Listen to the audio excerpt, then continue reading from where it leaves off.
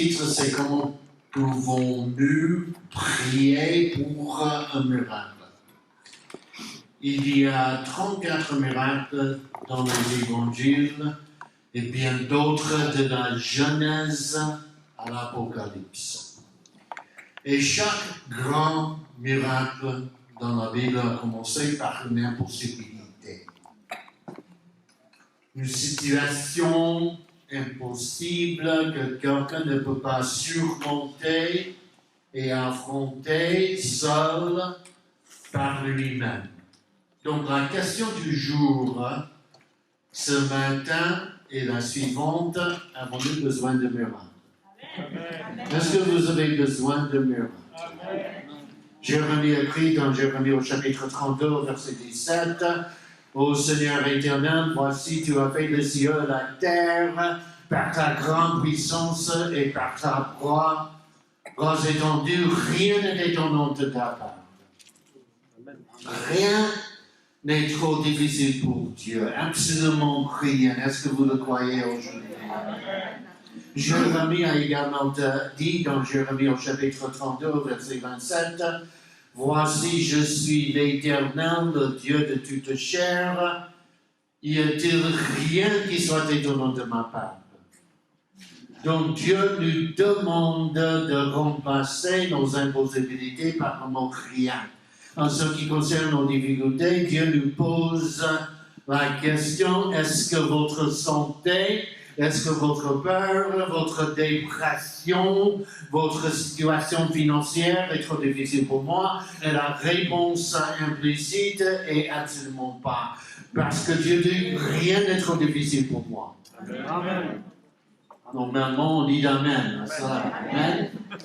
Matthieu chapitre 19 au verset 26, « Aux hommes cela est impossible, mais à Dieu tout est possible. » Donc le mot, entre guillemets, le mot impossible n'est pas dans le vocabulaire de Dieu. Répétez après moi, s'il vous plaît: rien n'est impossible avec Dieu. 1, 2, 3, rien n'est impossible avec Dieu. Nous pourrions dire ce matin: mais vous ne connaissez pas ma situation, c'est une situation impossible. Mais nous n'avons pas besoin de connaître votre situation. Tout ce que nous devons savoir, c'est Dieu et ses promesses. En fait, il y a plus de 7000 promesses dans la Bible. Par exemple, dans l'Exode chapitre 15, verset 26, Dieu nous dit: je suis l'Éternel qui te guérit. Amen. C'est une promesse de Dieu et nous savons que Dieu tient toujours ses promesses. Dieu guérit. Amen. Et nous en sommes reconnaissants. Mais je dirais que le plus grand miracle qui existe est une vie qui est changée. Amen. Une vie transformée par la puissance du Saint-Esprit. Et pourquoi avons-nous besoin du Saint-Esprit? Parce que, écoutez bien, nous ne pouvons changer personne. Seul le Saint-Esprit peut changer les gens autour de nous. En fait, ce n'est pas notre rôle de changer les gens autour de nous. C'est notre rôle de les aimer et laisser le Saint-Esprit faire son œuvre dans leur vie. C'est notre rôle de prier pour eux. Dieu nous appelle à prier pour eux. Peut-être vous avez dans votre famille, vous avez un prodigue dans votre famille. Qu'est-ce que c'est un prodigue? Un prodigue est quelqu'un qui dans le passé a servi Dieu, mais maintenant il ou bien elle n'est plus dans la foi. Et notre fils ou bien notre fille ne reviendra pas à Jésus si nous mettons des versets de la Bible sur les serviettes à la table. Ou bien en ouvrant le livre chrétien, en soulignant les passages que nous voulons qu'il dise, ou bien en jouant la musique chrétienne quand il rentre chez nous. Notre prodigue reviendra à Jésus quand il voit et vit la puissance miraculeuse de Dieu, ce dont Versailles a besoin, ce dont la France a besoin, ce dont le monde a besoin, c'est un réveil du Saint-Esprit. Répétez après moi, s'il vous plaît, j'ai besoin du Saint-Esprit. 1, 2, 3, j'ai besoin du Saint-Esprit.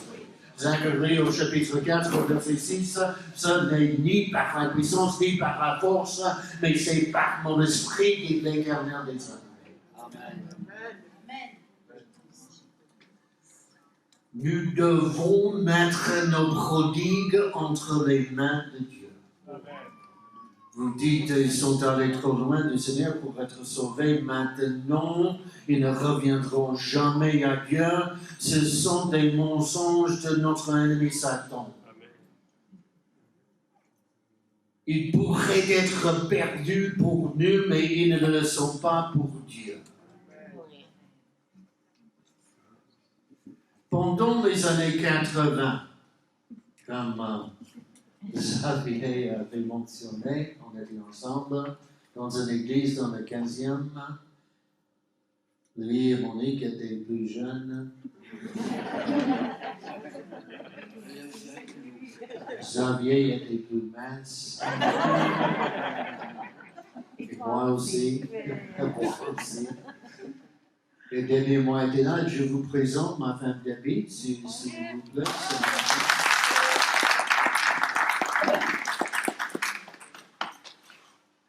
En même temps que nous étions dans le 15e, nous étions en train de commencer une église, implanter une église dans le 17e arrondissement, avec deux autres pasteurs, Jean-Marie Marguerite et Guy Gariveau.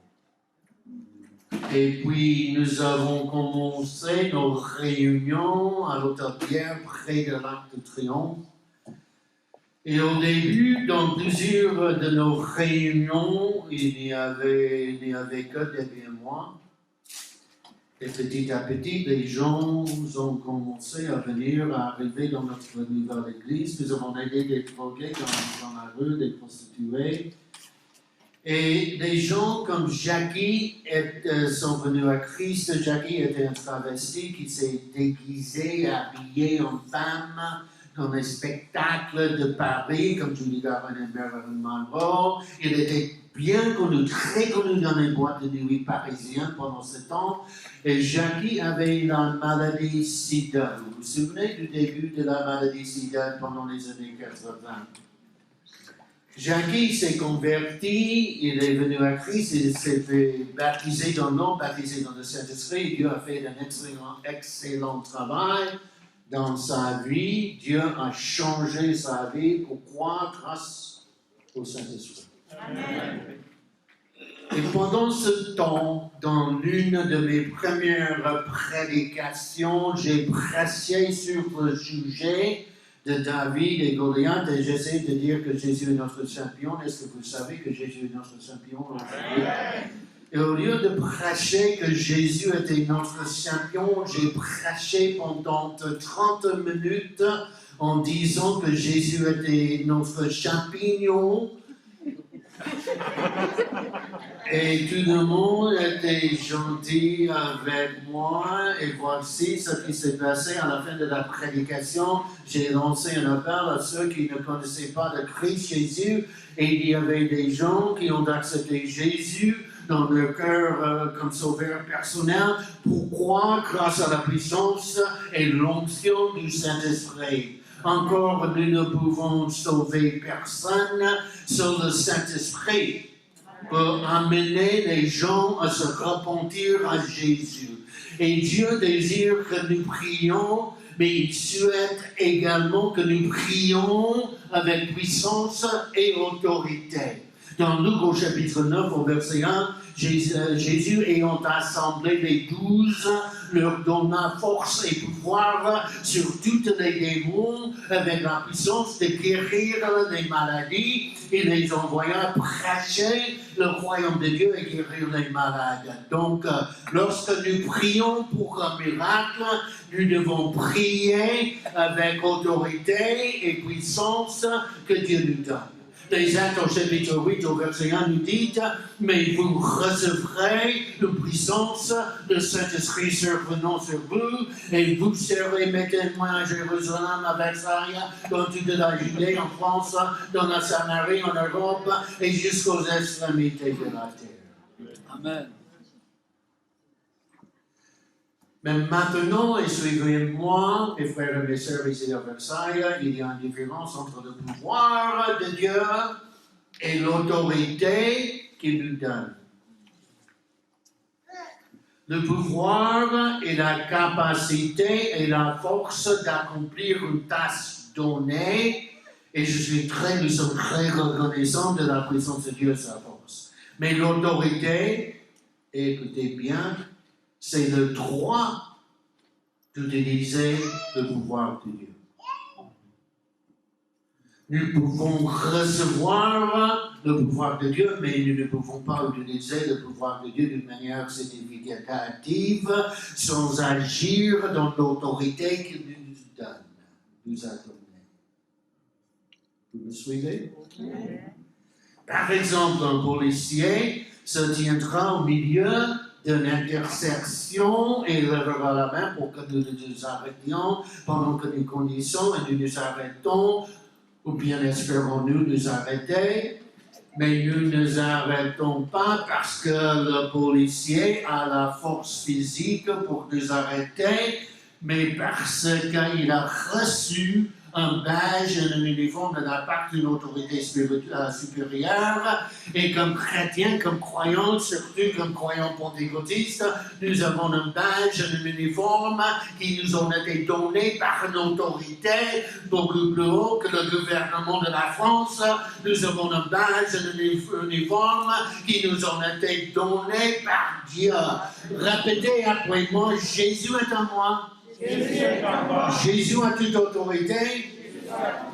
J'ai toute autorité. C'est la raison pour laquelle nous prions dans le nom de Jésus. Nous utilisons le nom de Jésus comme une autorité sur notre situation, sur notre ennemi Satan. Il y a du pouvoir dans le nom de Jésus-Christ. La Bible nous dit dans Philippiens au chapitre 2, verset 9, c'est pourquoi aussi Dieu l'a souverainement élevé et lui a donné le nom qui est au-dessus de tout nom, avec le nom de Jésus. Tout genou fléchisse dans le ciel et sur la terre, et que toute langue confesse que Jésus-Christ est le Seigneur à la gloire de Dieu le Père. Amen. Une fois, l'apôtre Pierre a guéri un mendiant boiteux, il a prié, et dans les Actes au chapitre 3, au verset 6, alors Pierre lui dit, je n'ai ni argent ni or, mais ce que j'ai, je te le donne au nom de Jésus, lève-toi, qui marche. Si vous êtes là ce matin, levez la main. Il y a une vraie histoire d'un garçon de 3 ans. 3 ans, une vraie histoire. Qui est allé au supermarché avec sa mère. Et avant de se rendre au supermarché, elle lui a dit, maintenant tu ne vas pas avoir de biscuits au chocolat, alors ne me demande même pas. Parce que son fils aimait vraiment bien les biscuits au chocolat. Et elle l'a mis dans le chariot, panier de course, et il s'est assis sur les sièges de petit enfant pendant qu'elle le guidait dans les allées. Et son fils allait bien jusqu'à ce qu'ils arrivent à la section des biscuits. Alors, il a vu, regardé les biscuits au chocolat, il s'est levé sur le siège, il a demandé à sa mère, « Maman, puis-je avoir des biscuits au chocolat ?» Elle lui a dit, je te n'as même pas demandé, tu ne vas pas en avoir de tout. Et alors il s'est assis de nouveau, ils ont continué, une vraie histoire, à marcher dans les allées du supermarché, mais à la recherche de certains articles, ils se sont retrouvés dans les allées des biscuits.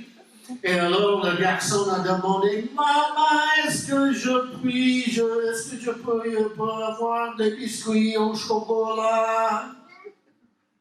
Et sa mère lui a dit, maintenant assieds-toi et tais-toi.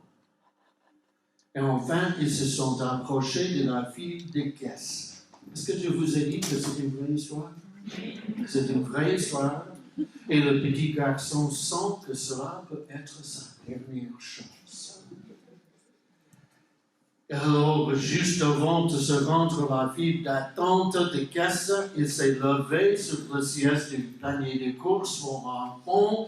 Il a crié de sa voix la plus forte à 3 ans, « Dans le nom de Jésus, puis-je avoir des biscuits au chocolat? »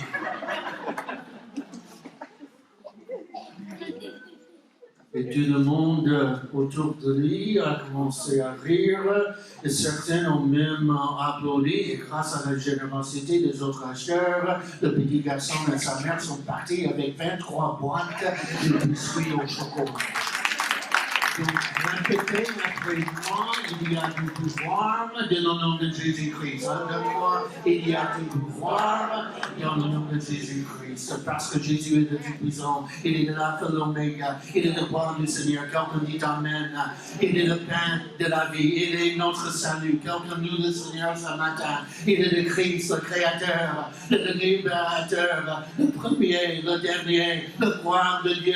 Il est le bon berger. Il est l'agneau de Dieu, il est le lion de notre tribu de Juda, il est le Messie, le prince de la paix, il est le Seigneur de la vérité de la vie, il est la parole de Dieu, il est la lumière du monde, il y a la résurrection de la vie, il y a le roi des rois, le Seigneur des seigneurs, il y a du pouvoir dans le nom de Jésus.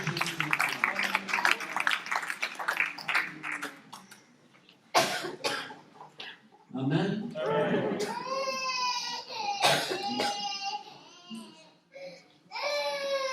Ça, c'est mon introduction.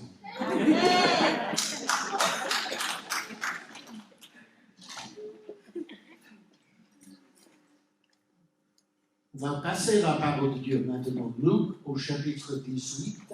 Luc au chapitre 18, si vous avez un Bible en main.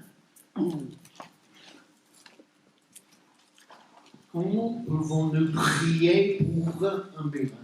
Luc au chapitre 18. Au verset 35,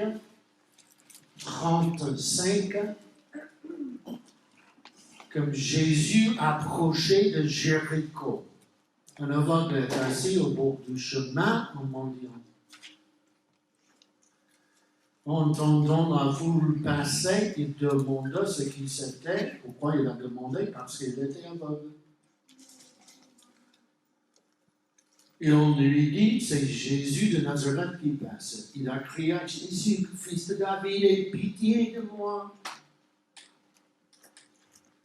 Et ceux qui marchaient devant le reprenaient pour le faire taire. Mais il cria beaucoup plus fort, fils de David, aie pitié de moi. Et Jésus s'étant arrêté, ordonna qu'on le lui emmène, et quand il se fut approché. Donc Jésus s'est arrêté de guérir cet homme. Cet homme n'était pas la cible principale du ministère de Jésus à ce moment. Pourtant, Jésus a pris le temps de changer sa vie. Est-ce que vous avez jamais remarqué que dans la Bible, Jésus n'était jamais pressé? Jésus a toujours du temps pour ceux qui le cherchent. Jésus n'est jamais trop occupé et nous n'avons pas besoin de prendre rendez-vous avec Jésus. Lorsque nous appelons le ciel, la ligne téléphonique n'est jamais occupée. Nous n'avons pas besoin de laisser un message vocal. Si tu as besoin de Jésus, appuie sur 1. Si tu as besoin de l'ange, appuie sur 2. Si tu as besoin d'aide financière, appuie sur 3. Est-ce que vous savez que Jésus est toujours là pour vous et pour moi? Et ce n'est pas par coïncidence que vous êtes là, ici, ce matin. Jésus, je vais vous dire, va faire un miracle dans votre vie, mais c'est plus que cela. Jésus va faire un miracle dans votre vie ce matin. Amen. Au verset 41, il lui demanda, que veux-tu que je te fasse? Quelle question? Il répondit, Seigneur, que je recouvre la vue. Et Jésus lui dit, recouvre la vue, ta foi t'a sauvé. Et à l'instant, il recouvre la vue et suivit Jésus en glorifiant Dieu, et tout le peuple voyant cela gloire Dieu. Et tout le monde ici dit Amen. Amen. Comment pouvons-nous prier pour un miracle? Nous devons prier avec humilité. Nous voyons d'abord que cet homme a prié avec humilité. Jésus, fils de David, aie pitié de moi. Il est assis au bord de la route en train de mendier et sans espoir, sans avenir et sans espérance.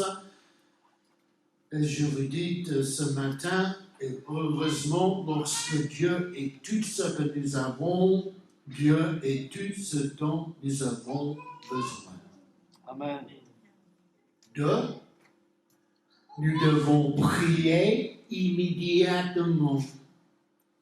Cet homme allait à Jésus immédiatement, il n'y a pas d'hésitation, il ne pose pas de questions sur la théologie de Jésus. Tout ce qu'il sait qu'il a besoin d'un miracle. Troisièmement, nous devons prier avec humilité immédiatement, mais nous devons prier avec intensité, avec passion. Lorsque nous prions, nous devons prier avec émotion, prier avec urgence, parce que, pourquoi? Parce que, et écoutez bien, Dieu écoute le ton de notre voix.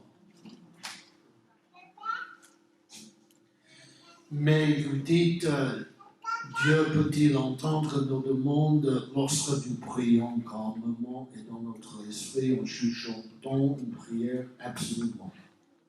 Absolument. Mais parfois, Dieu nous attend de nous écouter, crier à lui à haute voix, c'est-à-dire quand il est la dernière fois que vous avez jeûné et prié pour un enfant prodigue, quand il est la dernière fois que vous avez élevé la voix devant Dieu, que vous avez crié, Père, je te demande de donner un réveil ici à Versailles. Quand est la dernière fois que nous avons prié avec intensité et avec passion? Écoutez bien écoutez bien cette citation ce matin. Les prières audacieuses honorent Dieu et Dieu honore les prières audacieuses. Dieu n'est pas offensé par vos plus grands rêves ou vos prières les plus audacieuses. Il est offensé par rien de moins. Si vos prières ne vous sont pas impossibles, elles sont insultantes pour Dieu.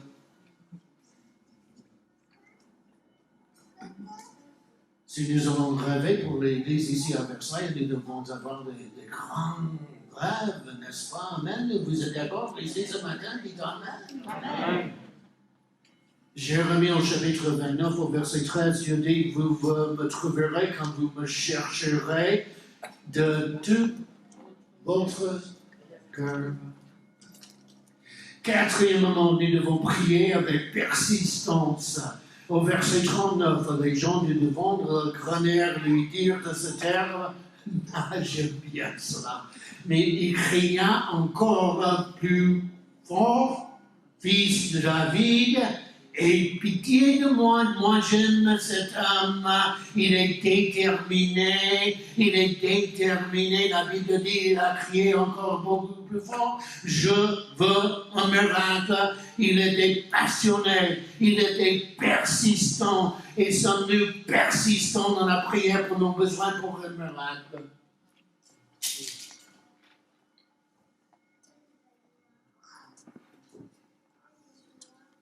Je vais être ouverte avec vous ce matin que dernier mois, nous avons une fils prodigue. Et parfois, c'est fatigant de continuer chaque jour continuellement de prier pour lui.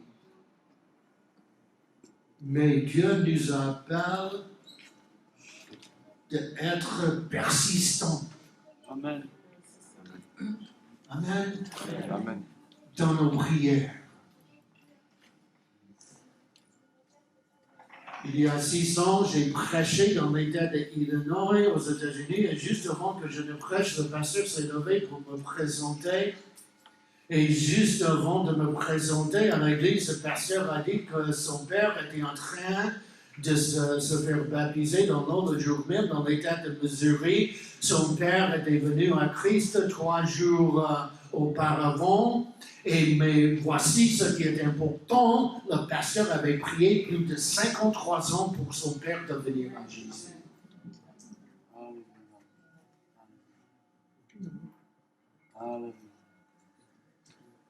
Il y avait un jeune garçon de 17 ans qui avait fait ses études à l'école internationale de Bruxelles en Belgique. Il jouait au basket et ses cheveux étaient jusque là. Il a été élevé dans l'église, mais il a commencé à vivre le style de vie du monde. Ce n'était pas qu'il détestait, écoutez bien avec nos enfants prodigues, ce n'est pas qu'ils détestaient Dieu, c'est qu'ils oublient Dieu, ils ont oublié Dieu. Vous me suivez ce matin? Amen. Il a commencé à boire beaucoup et à faire la fête avec ses amis.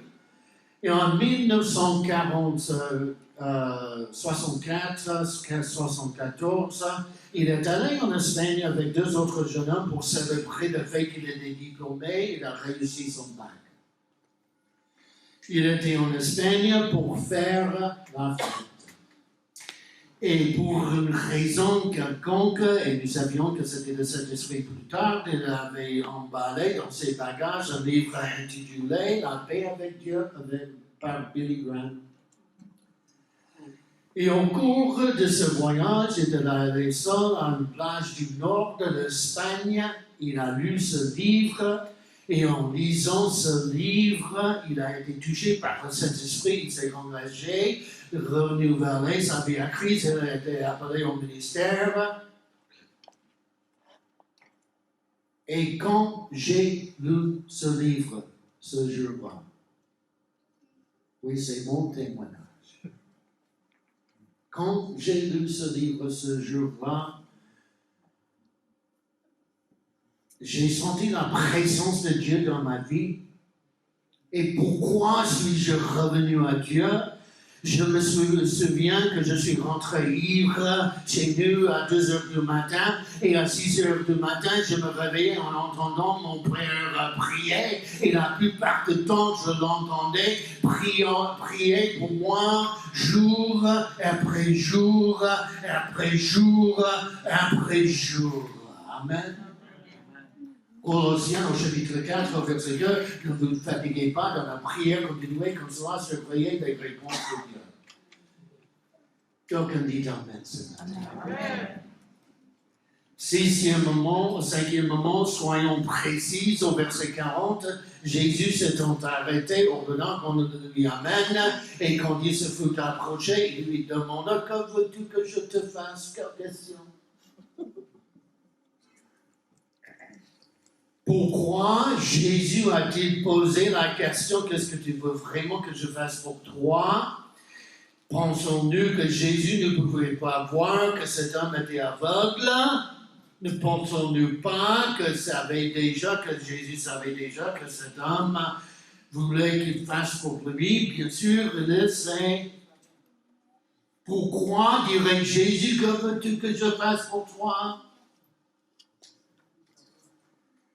Parce que Jésus voulait que cet homme demande précisément. Et quand nous prions, c'est plus que Dieu bénisse les missionnaires, nous devons les mentionner par nom. C'est plus que Dieu donne-moi un travail, mais Dieu, s'il te plaît, Dieu te demande de me donner un travail avec tel ou tel salaire, avec telle ou telle heure, avec telle ou telle prestation. Lorsque nous devons prier pour un miracle, nous devons le mentionner par son nom, dans le nom de Jésus-Christ. La question ce matin est: que veux-tu que je fasse pour toi? C'est la question que Jésus vous pose ce matin. Si un moment, soyons positifs et on a foi en Jésus, au verset 42, il vous est là.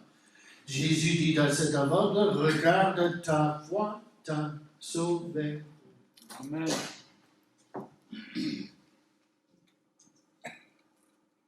Encore une dernière fois, si vous êtes là, levez la main ce matin.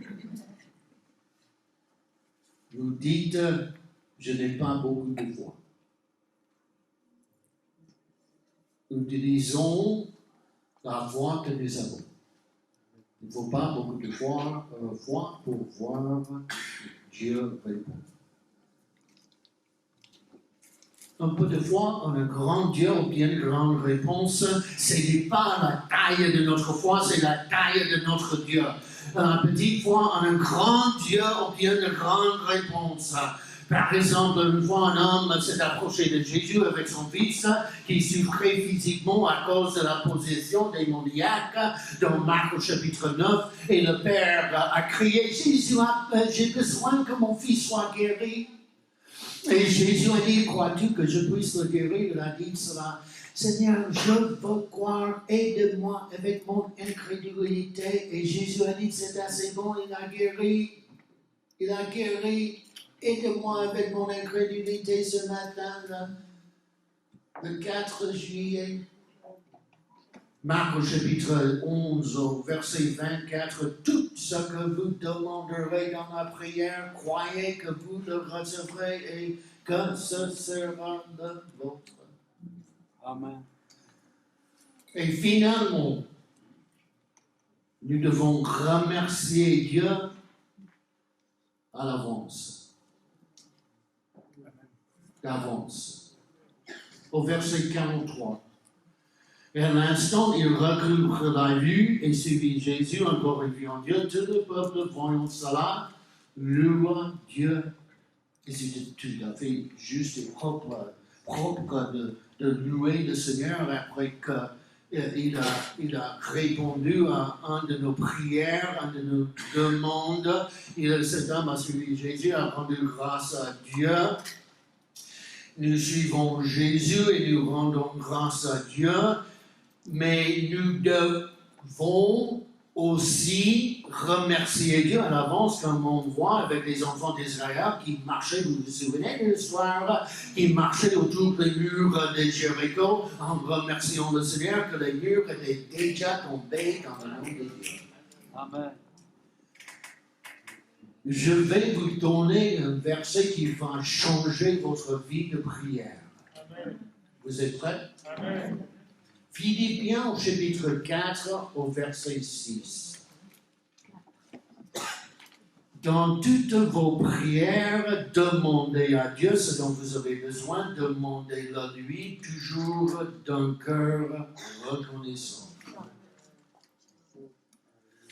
C'est-à-dire, nous devrions remercier Dieu pendant que nous demandons, pas seulement après que la réponse est venue, mais pendant que nous demandons, nous devrions remercier Dieu que notre miracle est déjà là. Dans le nom de Jésus-Christ, nous devons remercier Dieu d'avance. Amen. Père, je te remercie d'avance pour ma guérison qui est déjà là. Père, je te remercie d'avance que mon fils prodigue soit revenu à la maison. Père, je te remercie d'avance d'avoir ce travail. Père, je te remercie d'avance que cette salle est déjà remplie 2-3 fois le dimanche matin dans le nom de Jésus-Christ aujourd'hui. Amen. Qui me donneront 5 minutes de plus pour finir, levez la main. 5 minutes de plus, donc ça fait 5, 10, 7, 25, 30. Moi, j'aime cette église. Alléluia.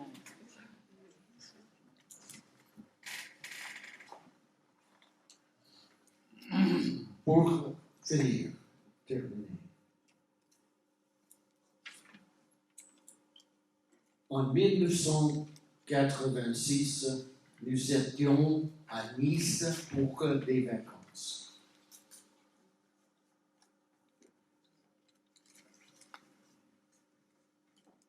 Et nous traversions un passage pour piétons sous la direction de mon père, suivi de ma femme Debbie, accompagné de notre fille Christy, âgée de 6 ans à l'époque. Et ma mère me suivait, poussant notre deuxième fille dans une poussette, et je le suivais. Une voiture est arrivée, et nous savons tous qu'en France, les voitures sont supposées s'arrêter pour les passants. Et la voiture a essayé de traverser entre le premier groupe de personnes qui marchaient devant et le deuxième groupe de personnes qui marchaient derrière. Et la voiture a heurté Debbie à la hanche, elle s'est retournée au-dessus de la voiture, elle est tombée au sol, et la voiture a ensuite heurté ma petite fille, Christy, elle a renversé. Et la voiture s'est arrêtée et Christy était coincée sur la voiture et son sang était parti. Et quand on a appelé le médecin, deux médecins sont venus parce qu'ils pensaient que Christy était morte.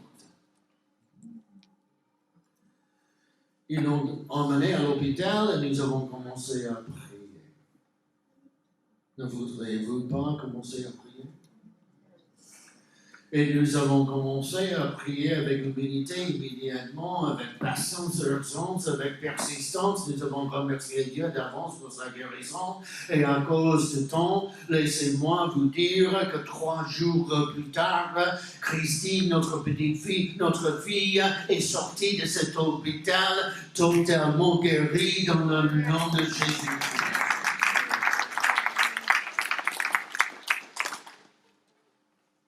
Mais probablement, le plus grand miracle s'est produit quelques jours plus tard. Je devais me rendre au poste de police commissariat pour remplir des formulaires. Avec qui ai-je rencontré à pied? L'homme qui avait écrasé ma petite fille. Monsieur, ça n'était pas votre fille. Ça, c'était ma fille.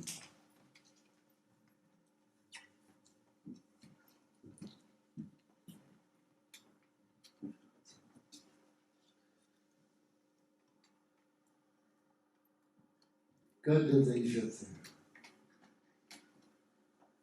Et le Saint-Esprit a commencé à me parler et à me défier. Que si Jésus pouvait me pardonner pour mes péchés, combien plus devrais-je pardonner à l'homme qui a écrasé ma petite fille? Et cela peut être un miracle encore plus grand, le pardon de quelqu'un qui nous a fait du mal. Amen.